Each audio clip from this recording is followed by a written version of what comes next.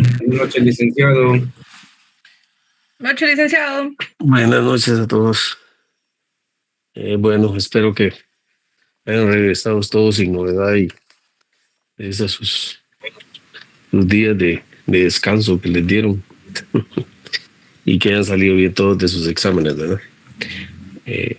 Lamentablemente, pues por cuestiones del tiempo de exámenes de otro semestre no pudimos dar clases la semana pasada de manera presencial como nos correspondía, pero sin embargo aquí estamos, ¿verdad? Casualmente el día de hoy terminé de hacer los exámenes extemporáneos que estaban pendientes de los compañeros que estaban ahí y no se les había podido hacer el examen por cuestiones de tiempo y lugar, que no había espacio donde poder elaborarles el examen. Entonces, pero ya el día de hoy se realizó el examen y ya pues ya, bueno, eran 3 compañeros, no sé si había alguien más, pero ya el día de hoy se realizó.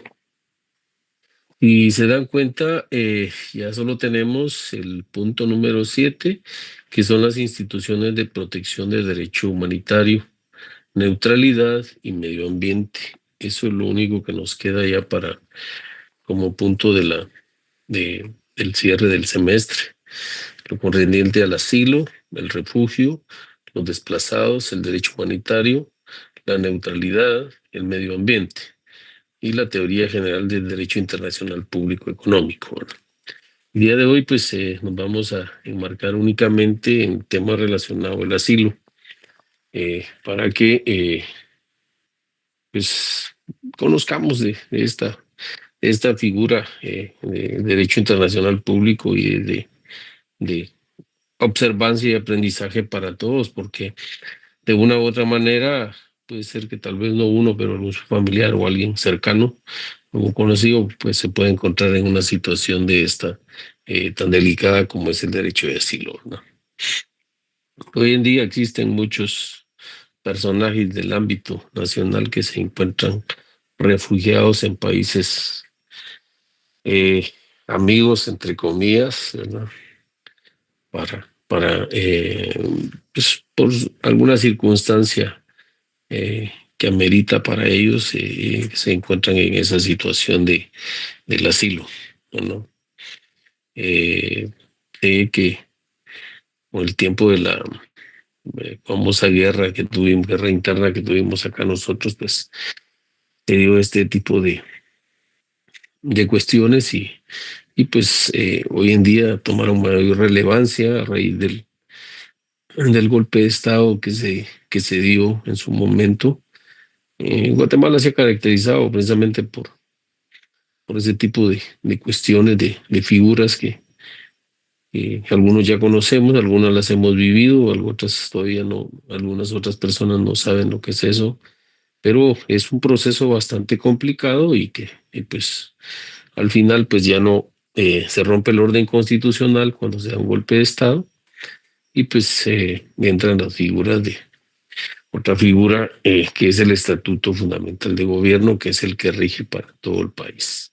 Entonces todos los que pasamos ese tipo de cuestiones en su momento, pues sabemos los efectos y consecuencias que tuvo o han tenido, mejor, a nivel nacional y a nivel internacional, ese tipo de aspectos. Pero hoy nos vamos a concretizar en sí a lo que es el derecho de asilo. ¿Qué es el derecho de asilo? Pues el derecho de asilo, pues como el mismo nombre lo, lo dice, es un derecho que todos como personas tenemos ante otro país vecino a la nuestra. ¿Y qué es lo que persigue? Es una protección otorgada por un Estado, dice, a personas perseguidas en su país de origen. Ese es el efecto o el hilo conductor de este famoso derecho de asilo. Que la persona en el estado en el cual él habita sea perseguida en el país de origen, ¿verdad? más o menos hará unos, ¿qué? 2, 3 años empezaron acá y la primera que salió en gran estampida fue la exfiscal Tel Maldana y algunos otros fiscales que le hicieron compañía que aún hoy en día se encuentran en el asilo y en algunos otros jueces que por X o Y circunstancias que se sintieron amenazados también eh, se encuentran bajo esa figura de asilo, ¿no? Este derecho de asilo se basa en principios humanitarios y derechos humanos, ¿verdad? Eh, Protege a quienes huyen de conflictos de persecución o violaciones graves, ¿verdad? Esos elementos son los que deben de tomarse en consideración cuando hablamos de un derecho de asilo. ¿Por qué? Porque dice cuando protege a quienes huyen de conflictos. Guatemala, pues por su mismo régimen que ha venido durante décadas anteriores, pues ha estado bajo ese tipo de conflictos, especialmente el conflicto armado que les mencionaba anteriormente. Luego, posteriormente, pues se dio la firma de la paz, eh, eh, la famosa paz eh, duradera que dicen ellos, pero yo creo que esa paz todavía no la hemos encontrado, ¿eh? Esa paz que buscamos y que todos anhelamos como guatemaltecos, no la hemos podido encontrar como realmente no la ofrecieron en su momento cuando dejó el sistema eh, de los golpes de Estado que venían sufriendo y luego a raíz de los años 85, pues que se entró al proceso democrático, que fue cuando se hizo la Asamblea Constituyente para luego eh, trabajar el tema de la Constitución Política de la República de Guatemala, que hoy en día es la que está vigente, ¿verdad? Posteriormente a eso, pues se dio algunos aspectos, en los años 92, el famoso golpe de Estado, el famoso Serranazo, ¿verdad? Que hoy en día tiene más de 30 años el expresidente Serrano Elías y que se encuentra en el exilio en la República de Panamá, que es donde radica hoy en día, ¿verdad? Ahí pues él fincó su domicilio y ahí está al día de hoy. Igual a otros que le hicieron acompañar, como por ejemplo el ministro de Gobernación, que también se encuentra haciéndole compañía a él allá en territorio panameño. Y como les digo, así personajes de la élite nacional son los que se han visto inmersos en solicitar este derecho de asilo, ¿no? Y pues obligación no tiene el país de recibirlos. Es un tema puramente humanitario y es un derecho humano que todos tenemos ese derecho, pero es el país vecino, el presidente, a través de su Consejo de Ministros, el que decide otorgarlo o no, ese tipo de derechos de asilo. Entonces, por lo mismo es que no a cualquiera se lo dan, ¿no? Han sido raras y contadas las personas que les han otorgado eso y pasan años y supuestamente al transcurrir ese plazo o ese periodo que ellos consideran que ya no hay una persecución en contra de ellos, pues ya deciden regresar a su país y así pues también les digo, algunos pues se quedan de una vez para para terminar de erradicar sus últimos años de vida en los países donde se han solicitado ese derecho de asilo, que es donde actualmente están radicando, ¿verdad? Eh, Realmente, les digo, habría que estar en la posición de las personas que lo han solicitado para ver si realmente existe esa famosa persecución de que se habla y que existen violaciones graves. ¿No?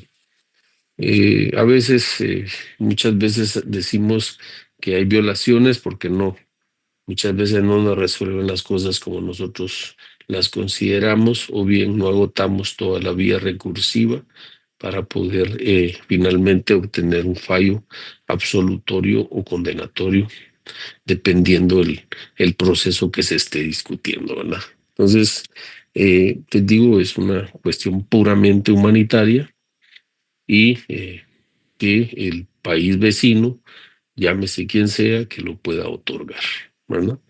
Entonces, les digo, no podemos adentrar más en qué es lo que realmente, qué clase de persecución, pues la persona únicamente manifiesta que dice que está siendo perseguida, ¿no? Porque tiene una amenaza de muerte, tiene una amenaza de esto y lo otro, entonces ya será el país y al cual él solicitó que lo otorgue o no. Bueno, no es obligación, como les digo. Según el derecho internacional, es el derecho a buscar una protección fuera de su país por persecución. Eso es según el derecho internacional. De acuerdo a la Declaración Universal de Derechos Humanos, en su artículo 14, dice, en caso de persecución, toda persona tiene derecho a buscar asilo y a disfrutar de él en otros países. Pero si se dan cuenta, en este artículo 14 dice que todos tenemos derecho a buscar asilo, pero no dice que el país al cual se le solicita se vea obligado a otorgarlo, ¿verdad? Han habido países que se han negado a otorgarlo y dependiendo de las circunstancias, pues así los otorgan o no, ¿verdad? Algunos guatemaltecos han acudido al vecino país del norte solicitando el asilo y pues finalmente se los han denegado, ¿verdad? En cola hay no sé qué cantidad de connacionales ahí que están tratando de pasar la frontera de, de México y Estados Unidos bajo el estatus ese de que existe persecución en contra de ellos y que por eso es que solicitan el famoso asilo. Créanmelo, es un proceso bastante largo, no tiene un plazo, no hay un temporizador que diga, mire, pues en una semana se lo vamos a resolver. Son cuestiones puramente internas de cada país que decide otorgarlo o no, ¿verdad? Entonces, por lo mismo, no hay, como les digo, una obligatoriedad para otorgarlo. ¿Qué elementos contiene el derecho de asilo? Pues primero encontramos un sujeto activo. ¿Y quién es el sujeto activo? Pues el solicitante del asilo, ¿verdad? Pero también existe un sujeto pasivo. Y el sujeto pasivo en este caso es el Estado que otorga o no el asilo, ¿verdad? Si se dan cuenta en este elemento, pues el pasivo, que es el Estado, pues simplemente a él, como les digo, no existe una norma de carácter internacional que lo obligue a otorgarlo. Simplemente él dice no y ya. Sinceramente no, sin mayor explicación, se deniega el asilo por no encontrarse dentro de los presupuestos que el Estado el cual se le solicitó pueda otorgarlo, ¿verdad? Los motivos válidos, por cuestiones de raza, de religión, de nacionalidad, de opinión política o grupo social. Y entonces ahí, y si se dan cuenta, esos motivos son bastante amplios en todo el sentido de la palabra. Si hablamos de raza, pues ya saben todo el tema, y no es de ahora, o no es de hoy, que se da el tema de la discriminación que se da por cuestiones de raza, religión, nacionalidad u opinión política o grupo social. Eso no es nada nuevo para nosotros, específicamente los centroamericanos, por cuestiones del el espacio territorial donde nos ubicamos nosotros, pues nosotros nos tienen considerados a nivel internacional como países tercermundistas en vía de desarrollo. Así nos tienen catalogados y por eso es que a veces, pues, como le pueden recibir la solicitud del derecho de asilo o simplemente le pueden decir, miren, no, no se lo vamos a recibir. Punto. No están obligados ellos a recibir la solicitud o aceptarlo a uno como sujeto activo, ¿verdad? El cuarto elemento es la voluntariedad del Estado. Como les digo, todo es un aspecto puramente humanitario. No se puede obligar bajo ningún punto de vista de una norma que pueda existir que obligue al Estado al cual se le solicitó, o sea, al sujeto pasivo, de obligarlo a otorgar el mismo, ¿verdad? Pues el quinto elemento es la territorialidad. ¿Y a qué nos referimos? Es el territorio o diplomático que es el que juega ese papel para ver si efectivamente se le otorga o no. Y si se dan los presupuestos que la persona que está solicitando el asilo encuadra dentro de los que ellos consideren que pueda estar en riesgo su vida, ¿verdad? Eso es más que todo, ¿no? A eso se refiere los elementos. El sujeto activo, que es el solicitante del asilo. El sujeto pasivo, el Estado que otorga o no el asilo. Y los motivos válidos, pues la cuestión de raza, religión, nacionalidad, opinión política y grupo social. Hoy en día, específicamente, si se dan cuenta en Estados Unidos, se da el tema de la expulsión que ha habido de todo el que es identificado o afín al grupo ese de la Mara Salvatrucha, pues inmediatamente es deportado hacia su país de origen. ¿Y cuál es el origen de la famosa Mara Salvatrucha? Pues sus antecedentes históricos que hay es El Salvador, ¿verdad? Y algunos cuentan o mencionan que es un grupo de salvadoreños que en el estado en el Bronx de Nueva York, ahí formaron ese grupo y ellos se hicieron llamar así. Bueno, salvatruchas porque vienen del país vecino del Salvador, ¿verdad? Pues hoy acá pues ya tenemos algunos grupos que les han tratado de copiar o imitar ciertas cuestiones y pues ahora están los grupos de mal llamados de la zona 18, que del grupo de no sé qué, etcétera. Tantos grupos que han surgido o se hacen para hacerse sentir su voz. Y pues por eso les digo, este tipo de personajes, no creo yo que algún país les vaya a otorgar en un momento determinado un asilo como el que se podría otorgar con los motivos que ya les mencioné, ¿verdad? ¿Qué tipo de asilos son los que se puedan otorgar? ¿Verdad? Existe uno que es el asilo territorial, ese es el que he concedido en el país receptor o cuando nos referimos al país receptor, es el sujeto pasivo, ¿no? Es el país vecino que va a recibir a la persona al sujeto activo que solicitó ese asilo. Pero también existe un asilo diplomático y ese es concedido en embajadas, y esto es común en América Latina, ¿verdad?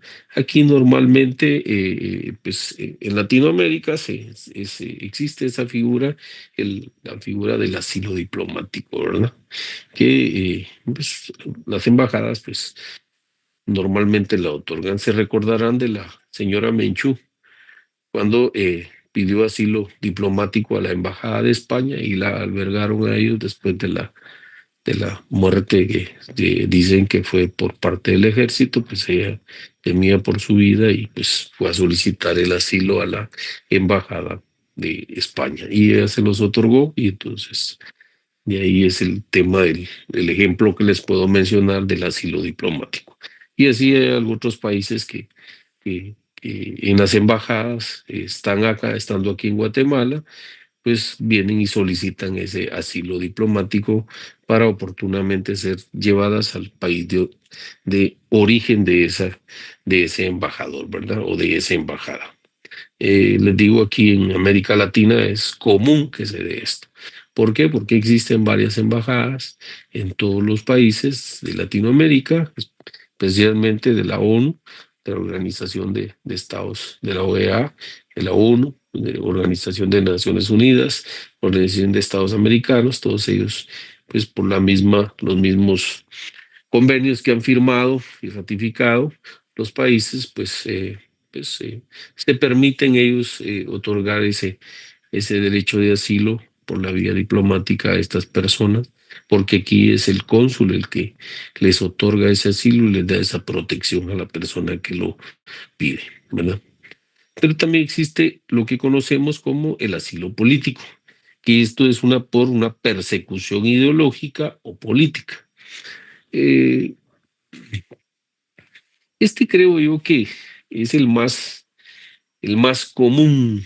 La mayoría por el tema de sus creencias y pensamientos argumenta esto que existe una persecución ideológica o política en contra de él por haber externado alguna opinión que va en contra del gobierno o al país donde él reside y que producto de eso, pues él, como su familia, sufre de esa amenaza inminente, ¿verdad? Y por eso es que normalmente es el que se pide por los connacionales, ¿verdad? ¿Qué países son los que otorgan asilo? Por si alguno de ustedes quiere pedir asilo, ¿verdad? Anótenlo porque después van a estar ahí preguntando a ver a qué país me voy, ¿verdad? Pues los de alta tradición, pues los que conocemos está Alemania, Suecia, Canadá, Noruega y Francia. Eso es en la Comunidad Europea. Ahí está Canadá, que forma parte de la colonia francesa en su momento, y entonces por eso es que está inmiscuido Canadá para otorgar el asilo político. En América Latina, ¿qué países lo otorgan? México, Argentina, Colombia y Brasil, ¿verdad? Estos son los países que con mayor frecuencia otorgan ese derecho de asilo, ¿verdad? Con legislación activa tenemos a España, Estados Unidos, Chile y Perú. Si se dan cuenta, estos cuatro países que les acabo de mencionar, ellos no otorgan asilo político así, por así. Ellos, les digo, no tienen dentro de su, ¿cómo se llama? Sus relaciones diplomáticas, el asilo. Definitivamente ellos de entrada dicen no, no se otorga. Sin embargo, pues sabemos que muchos connacionales están precisamente en el país del norte bajo esa figura de el asilo, ¿verdad? ¿Por qué motivo, razón, causa? Pues como les digo, es de carácter humanitario y no es obligatorio para nadie. Entonces, como consecuencia, no se les puede obligar, ¿verdad? Si ellos quieren, lo otorgan y si no, no. Eso es puramente la voluntariedad, ¿verdad? ¿Qué legislación internacional tenemos con relación al asilo? En primer lugar, tenemos la Convención de Ginebra, que data de los años 1951, ahí donde están sus orígenes de cuando se empezó a hablar de la figura del asilo político, ¿verdad? También tenemos dentro de la legislación internacional el protocolo de 1967 sobre refugiados. Si se dan cuenta, la figura del asilo tiene eh, varios, varias figuras. Dentro de eso están los famosos refugiados, ¿verdad? Hoy en día, Ucrania es uno de los países que tiene refugiados en varios países. Guatemala, en el tiempo del gobierno de Yamatei, pues recibió varias personas de Ucrania, e inclusive algunos rusos, ¿verdad?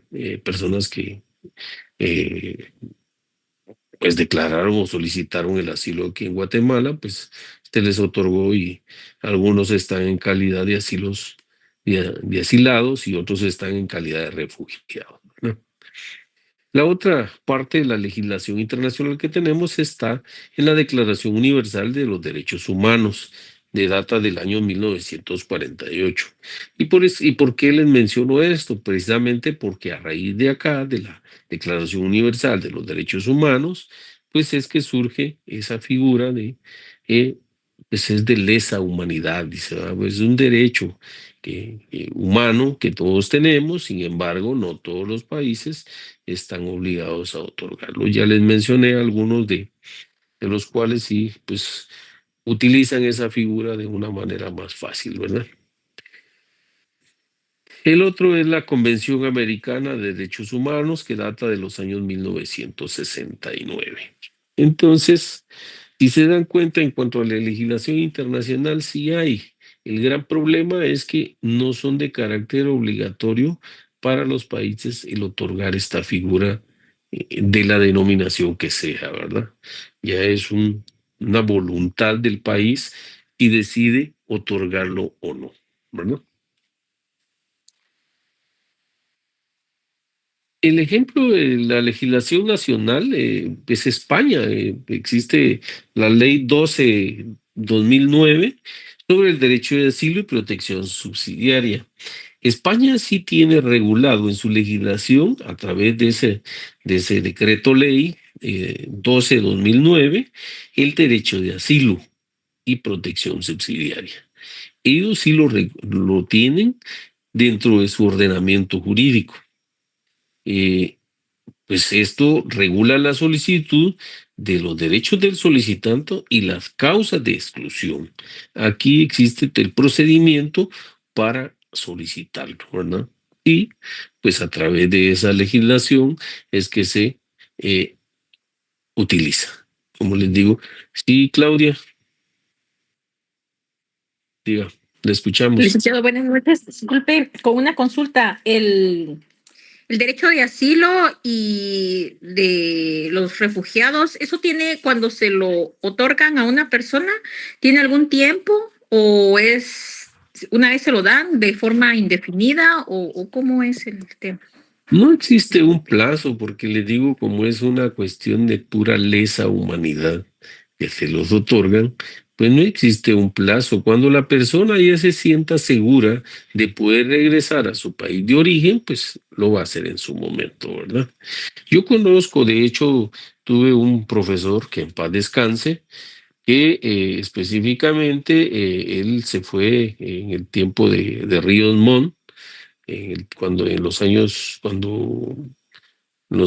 de cuyo gobierno era Lucas García, pues un famoso golpe de Estado que intentaron dar ahí, una junta militar, pues el profesor de la universidad, por cierto, pues él tuvo que emigrar hacia los Estados Unidos y finalmente en los años 92, 93 regresó a Guatemala, casi 20 años después de haber salido hacia el exterior, ¿verdad? A través de esa figura del asilo. Para ser más exacto, que en paz descanse, es el doctor Roderico Pineda, ¿verdad? Él fue exiliado, estuvo muchos años fuera de Guatemala y oportunamente regresó, el abogado y notario, como les digo, tuve la oportunidad de conocerlo personalmente y gran amigo mío. Eh, También tuve la oportunidad de que él me examinara en mi derecho, en mi examen técnico profesional, llámese privado, él me examinó. Entonces, por eso es que, y les digo, pues éramos muy, muy amigos, teníamos esa facilidad de comunicación con él, era abogado litigante, entonces, por el solo hecho que yo trabajaba en tribunales, pues nos mirábamos seguidos porque él, como les digo, él litigaba bastante y entonces pues intercambiábamos algunas opiniones ahí con relación a los criterios jurisdiccionales, ¿verdad? Entonces, ese es el caso que les digo, pero no realmente no existe un tiempo estipulado en la ley cuando la persona ya se considere que ya la amenaza de la cual él denunció ya no existe, pues lo solicita, si él puede regresar a su país de origen, ¿verdad? Al final es guatemalteco, ¿verdad? Entonces no se le puede negar el acceso al país de su origen, ¿verdad? Entonces, salvo, ojo, y eso es lo que muchas veces las personas piensan que se olvidan las cosas. Siempre antes de que de venir al país hay que asegurarse que no tenga un proceso penal para que cuando ingrese al país a través de los vuelos internacionales no sea capturado y que sea procesado por algún delito de los que la ley tiene tipificados como delitos y que pudieron haber sido cometidos por las personas que se encuentran en calidad de exilados, ¿verdad? Entonces, les digo, no existe un tiempo prudencial. Verbigracia, el caso que les mencionaba de Serrano Elías y de Francisco Perdomo, que era el ministro de Gobernación, y que le digo, pues tuve la oportunidad también de conocerlo, un gran amigo mío.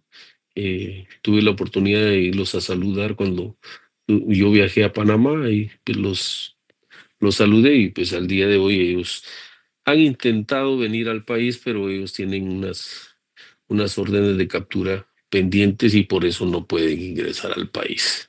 No obstante que ya cambiaron los tiempos, no han podido ingresar.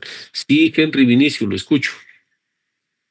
Licenciado, buenas noches. O sea que podríamos decir que el retorno o la salida ya se vuelve voluntario, ¿verdad? Como también la salida, tanto la salida como la entrada es voluntaria, ¿verdad? Lo más difícil es la salida porque se lo tiene que aceptar el país al cual se lo solicitó. Ya para la regresada solo pongas ¿cómo se llama? En la aerolínea que quiera viajar y de gratis se lo traen, no se preocupe, ¿verdad? Especialmente si es del norte, ¿verdad? Entonces, si es de otro país, sí va a tener que pagar su boleto, lo más seguro, ¿verdad? ¿Por qué? Porque ellos, miren, ese tema es bastante común si lo miramos desde todo punto de vista, porque muchas personas solicitan esa figura para evadir muchas veces sus responsabilidades penales, ¿verdad? Yo he sabido de muchos que se van para el norte siendo casados y mis chulos se casan allá nuevamente, como sin dar los avisos, hacer el procedimiento que la ley establece para el divorcio, y entonces resulta que cuando vienen acá vienen casados ya con otra, con otra fémina o a la inversa, ¿va? Es la fémina la que busca esposo allá, un nuevo esposo, y entonces cuando entra acá ya entra hasta con hijos y entonces se vuelve un conflicto de carácter civil y familiar, ¿verdad? ¿Por qué? Porque él aún su estado acá en el país es casado, ¿verdad? Entonces es bien complicado ese proceso para el divorcio. ¿Por qué? Porque si se dan cuenta, él pues eh, bajo juramento, pues acá dijo, aceptaba casarse con la fémina de acá y sin embargo estando allá, pues él no sé qué delito tipificarían allá, no está a mi alcance poderles transmitir esa información, pero pues él no puede estar casado con dos personas a la vez, sin haber incurrido en una responsabilidad penal, ¿verdad? Entonces eso es lo que les puedo decir a grosso modo. Así que damas, señoritas, señoras, tengan cuidado cuando su esposo decida irse al norte para mejorar el ingreso de la casa, porque lo que les va a ingresar es otra dama, o en el caso de las damas, les va a ingresar un nuevo personaje y hasta con hijos acá en el territorio nacional, ¿verdad? Les puede causar gracia, pero esa es nuestra realidad. Y digo, es la idiosincrasia de nosotros y queremos muchas veces tapar el sol con un dedo, ¿verdad? Y no se puede, es cierto, él allá se encuentra en un estado, cualquier dama que lo mire, pues va a decir, está soltero, y a la inversa, y la mira a ella, pues lo mismo va a decir, pues la miro soltera, y entonces, pero resulta que acá tienen un compromiso, le digo, para con la guatemalteca o guatemalteco que se haya casado. Y entonces eso se vuelve un conflicto, miren, terrible, terrible, que ustedes ni se imaginan. Espero no verlos en esa situación a ninguno de ustedes, porque realmente les digo, pues si bien es cierto, él ya hizo su vida ya, lo es también, que tenía un compromiso acá con su familia y que pues de una u otra manera, pues creo que los engañó, ¿verdad? Entonces eso es lo que le puedo decir, Vinicio, con relación a lo que preguntaba, ¿verdad?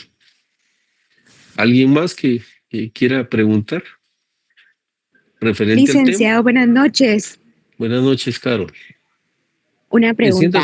Encienda su cámara, por favor. Buenas noches. Buenas noches. Con respecto a cómo se puede averiguar si una persona tiene algún proceso acá, ¿cómo se hace? O sea, para el momento de que ingrese, no se ha capturado, ¿cómo Pues se puede averiguar?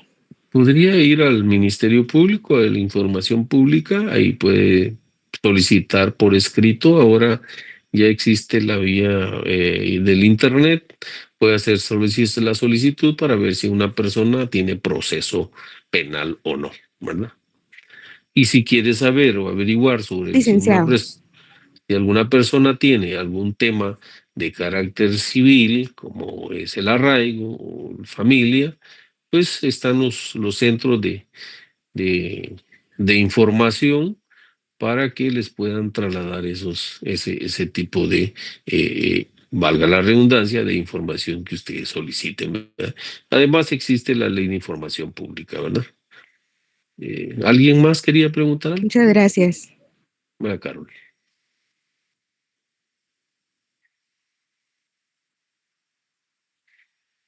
Sí, Araceli. Buenas noches, disculpe, licenciado, solo corroborando. La última ley que mencionó es la ley 12/2009, que es la ley española. Sí, correcto, es la legislación nacional española. Ah, ok. Gracias, licenciado. Ujú. ¿Alguien más que quiera preguntar con relación a lo que estamos conversando? Claudia. Licenciado, y disculpe, cuando una persona pide el tema del asilo, ¿se puede llevar también a su familia o solo se va la persona? Mire, yo he sabido que normalmente cuando hacen esa gestión ante la Cancillería o la embajada que donde están solicitando ese asilo, pues obvio deberían de incluir a la esposa y a los hijos, que son los que conforman el núcleo familiar, ¿verdad? Que a veces se tergiversan las cosas porque creen que los papás entran dentro de ese núcleo familiar, y el núcleo familiar solo lo conforman la pareja y sus hijos, ¿verdad? No incluye sobrinos, ¿verdad? Ni tampoco incluye a los papás, ¿verdad? Es un derecho que cada uno tiene que hacer conforme a su núcleo familiar. Sí, Zaina, quería preguntar algo. Sí, buenas noches, licenciado. No solo aportar nada más, yo conocí una familia que se fue la hija primero solicitando un asilo por amenaza a ella y a su familia. Entonces, fue un proceso largo, pero se llevaron a toda la familia, bueno, el núcleo familiar, ¿verdad? Padres y Sí, hermanos, correcto. legalmente y de gratis, así. Sí, lo que pasa es que como les digo, esta figura es un proceso bastante largo, engorroso, como les digo, no tiene un plazo. Y eso es lo que a veces preocupa a las personas, y dice, me van a matar, dice, en el caso de una amenaza, ¿verdad? O si me van a hacer esto, me van a hacer lo otro, o qué sé yo, tantos vejámenes que se podrían sufrir de esa naturaleza. antes acá existían mucho las famosas desapariciones forzosas, ¿verdad? Tuve un compañero, estudiaba psicología, Carlos Ernesto Contreras Conde se llamaba, estudió conmigo desde primero básico hasta quinto bachillerato, y aquí en la universidad nos separamos porque cada uno buscó una facultad distinta, y sin embargo, pues él, 2 veces intentaron, de los que él me comentó a mí, que intentaron matarlo, ¿verdad? Cegarle la vida. Sin embargo, en una de esas desapareció y ya no volvió a aparecer, y pues dejó a su conviviente, a una niña de 3 años, la dejó en la orfandad por parte de él, ¿verdad? La mamá se tuvo que hacer cargo. Dicen algunos que está vivo, pero realmente no ha dado, no ha mostrado ni dado ninguna luz de que sea cierto, ¿no? Lo que sí es que la mayoría de estas personas, que eran estudiantes universitarios, especialmente de la Universidad de San Carlos, las desaparecieron, ¿verdad? Entonces, así como ellos, hay varios personajes que sufrieron ese tipo de cuestionamientos, ¿verdad? Desapariciones, muertes, etcétera, ¿no? Entonces, por eso les digo que es un tema bastante humanitario, y valga la redundancia, y pues es el país vecino al cual se le solicita el que decide otorgarlo o no, ¿verdad? No lo pueden obligar. ¿Cuáles son los retos y controversias que tiene el derecho de asilo? Pues como ya lo mencionamos, y Zaida creo que es la que nos aportaba ahí algo, pues son largas demoras en los procesos estos, cuando se solicitan. Hay una discrecionalidad estatal, ¿verdad? Existe la figura del uso político del asilo, como ya se los mencionaba, a través de la vía diplomática. Y el problema mayor es que hay dificultades de integración. Ese es el problema mayor, porque a veces no se da como uno lo piensa que se va a dar este tipo de cuestiones que van a ser rápidas, y no es así, ¿verdad? Muchas veces los procesos son bastante engorrosos, como les mencionaba, lo agendan, pero ahí se queda y no lo miran, y como no los pueden obligar, ¿verdad? Entonces la persona está en ese estatus de una incertidumbre y no sabe si. Algunos lo que hacen es que mejor se van por la vía por la vía terrestre, ¿verdad? Tratando de llegar al lugar donde ellos tienen fincado como su destino final. Y finalmente, pues ahí se quedan a la espera, como les digo, hoy en día en la línea divisoria entre México y Estados Unidos, hay una cantidad de personas que están bajo esa figura solicitando el asilo, porque para ellos existe una amenaza, existe una violación a sus derechos, y entonces tienen el temor de que puedan cegarles la vida, ¿verdad? Entonces, si se los van a dar o no, eso ya es decisión del presidente que está hoy en funciones en los Estados Unidos, y lo más seguro es que no se los van a dar, ¿verdad? Entonces, lo que están haciendo es tratando de cerrar todos esos lugares donde se les ha dado alimentación, donde puedan ir a dormir en la noche y que no pasen fríos durante la noche o las lluvias. Pues ahí les dan hay ciertos lugares que tienen ahí. Pues lo que han estado haciendo últimamente es eliminando esas áreas, ¿verdad? Tan es así que ya existe el famoso muro, que está siendo pagado con los mismos impuestos de los mexicanos, ¿verdad? No crean que los Estados Unidos los están pagando, ¿no? Eso, los mismos mexicanos son los que han estado pagando esos muros, ¿verdad? ¿Qué conclusión podemos sacar de esto? El asilo político es un pilar fundamental de los derechos humanos. Es un equilibrio entre la soberanía estatal y la protección internacional, ¿verdad? Porque de una u otra manera, pues viola la soberanía del país donde se está solicitando, ¿Por qué? Porque pues, no el país vecino no va a venir a preguntarle al país donde se solicitó, mire, ¿será que esa persona está siendo amenazada? Sí, pues la amenaza precisamente viene del gobierno que está en funciones, ¿verdad? Del régimen que está en funciones, y como consecuencia precisamente existe una discrecionalidad para dar ese tipo de información, ¿verdad? Es importante ante las crisis migratorias globales, pues que se tome en consideración, y ustedes como futuros profesionales del derecho, pues tengan presente que esas figuras existen en el derecho internacional y que son de lesa humanidad propiamente, ¿verdad? Nos vamos a quedar el día de hoy ahí con el tema del asilo. El próximo día vamos a ver el tema del refugio, luego lo de los desplazados, el derecho humanitario propiamente, la neutralidad, medio ambiente y la teoría general del derecho internacional público económico.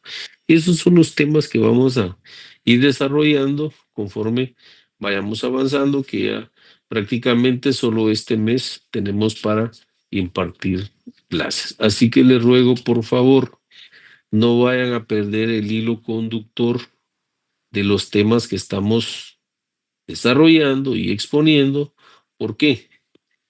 Porque si se dieron cuenta, el examen venía específicamente sobre los laboratorios que ustedes mismos hicieron, tuvieron la oportunidad de tenerlos en sus manos, dar las respuestas correctas, y ese es el resultado del examen que ustedes elaboraron. Y algunos podrán decir, es que yo estudié bastante. Sí, pudo haber estudiado bastante, pero su respuesta fue incorrecta, ¿verdad? Yo les digo, en ese examen traté de apoyarlos al 100% a todos en aras de que mejoraran su nota. Ustedes se dieron cuenta que no hubo ningún, ¿cómo se llama?, de